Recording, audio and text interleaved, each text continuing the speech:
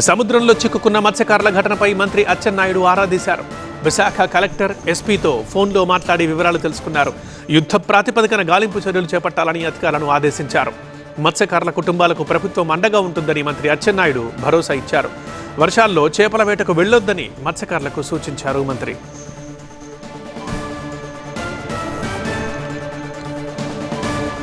అటుకే మా ప్రతినిధి Khaja Vizag fishing harbour నుంచి లైవ్లో మరింత సమాచారం మనకు అందిస్తారు.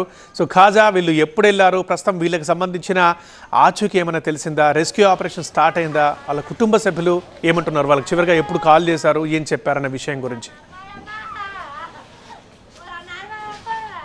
ఈ నెల 1వ తేదీన విశాఖ ఫిషింగ్ హార్బర్ నుంచి తెల్లవారుజామున 3 గంటలకి 7 మత్స్యకారులతో మెకనైజ్డ్ బోట్ సముద్రంలో చేపల వేటకు బయలుదేరింది.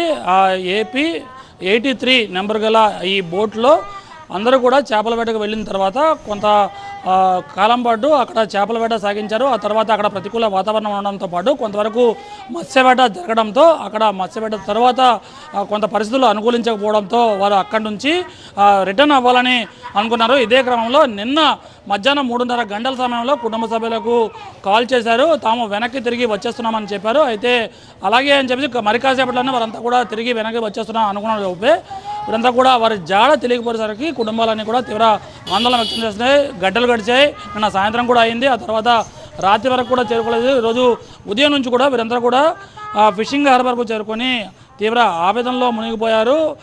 నిన్న గంట వ్యవధిలోనే ఒడ్డుకు చేరాల్సిన వీరంతా కూడా ఇప్పటి వరకు రాకపోయేసరికి కుటుంబాలన్నీ కూడా కనిపించిన వారిని అందరినీ కూడా వేడుకుంటూ తమ వారి జాడ కనుక్కొని తెలపాలి, తమ వారు ఎలా ఉన్నారో సమాచారం ఇవ్వాలి అని అధికారుల చుట్టూ తిరుగుతున్నారు. ఇప్పటికే మత్స్యశాఖ అధికారుల దృష్టికి తీసుకెళ్లారు. దీంతోపాటు మెరైన్ పోలీసులకు కూడా సమాచారం అందించడంతో వారు రెస్క్యూ ఆపరేషన్ అనేది ప్రారంభించారు. మెరైన్ పోలీసుల పరిధి కొంతవరకే ఉంటుంది కాబట్టి వాళ్ళు నేవీ అలాగే కోస్ట్ గార్డ్ సిబ్బంది కూడా సమాచారం అందించారు. ప్రస్తుతం ఫ్యామిలీలు ఏ విధంగా ఎంత తల్లడిల్లిపోతున్నాయో మనం స్పష్టంగా చూస్తున్నాం. తమ వారు క్షేమంగా తిరిగి రావాలని పూజలు చేసి బయలుదేరారు. ఈ సీజన్లో తొలి వేట ఇదే. ఇక్కడ నుంచి వాయిస్కి వెళ్ళిన వీరంతా కూడా సముద్రంలో చిక్కుకొని జాడ లేకుండా పోవడంతో ఆవేదన చెందే పరిస్థితి.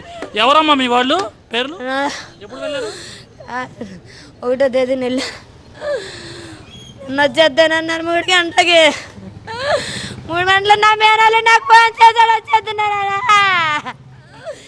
ఏమారా ఇందాక. ఎంతమంది ఉన్నారమ్మా బోట్లో? 7 ఉన్నారు. అందరూ మా వాళ్ళే. ఎప్పుడు వచ్చేస్తారన్నారు తిరిగి? 3:30 అవుతుంది వచ్చేస్తామన్నారు. 3 గంటలకు మా అన్నయ్య కొడుకు ఫోన్ చేశాడు. ఏం కానీ వచ్చేస్తున్నా లేదంటే వచ్చేస్తున్నాం బాపా అని అన్నాడు. ఇది వచ్చేయండి అని అన్నాను. అంతే. మళ్ళీ ఒక అరగంట పావు గంట ఫోన్ చేస్తే అందరి ఫోన్లు స్విచ్ ఆపే. ఏం కోరుకుంటున్నావు మనం? తమ్ముడు అన్న తమ్ముళ్ళు రావాలని కోరుకుంటున్నావా?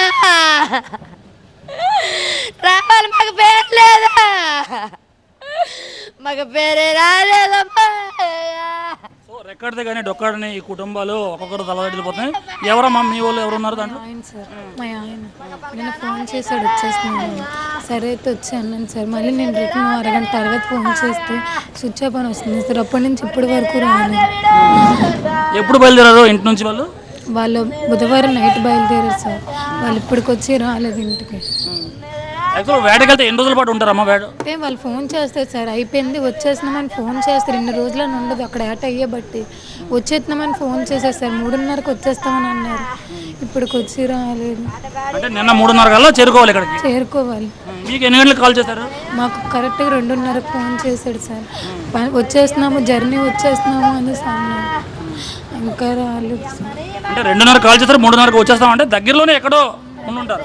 దగ్గరలోనే ఉన్నారు సార్. మరి ఏటైందో ఇక ఒకటి వర్షం ఒకటి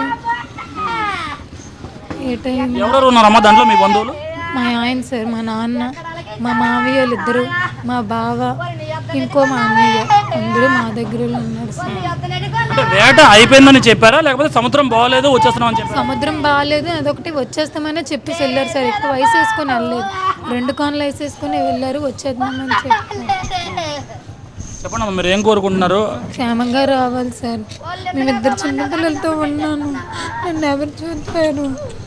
పిల్లలు 7 నెలలు బాబు సార్. నాకు న్యాయం జరగాలి, వచ్చేయాలి సార్. ఎక్కడున్నా వచ్చేయాలనే కోరుకుంటున్నాను. ఇది వీళ్ళ ఆవేదన. ఇంటి నుంచి బయలుదేరారు, క్షేమంగా తిరిగి వస్తారని వాళ్ళందరూ కూడా అనుకున్నారు.